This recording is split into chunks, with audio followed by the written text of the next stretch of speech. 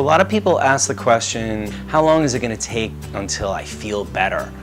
And this question is very variable. There are so many different factors that are going to influence the speed in which somebody heals.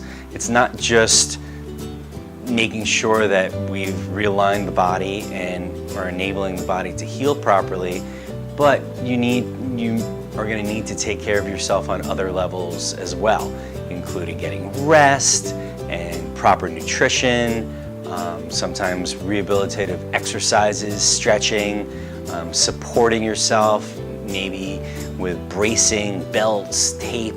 Chiropractic can help with a wide variety of problems, but what it really is meant to do is just help everything in the body work better, help you function better, and deal with the stresses of life better.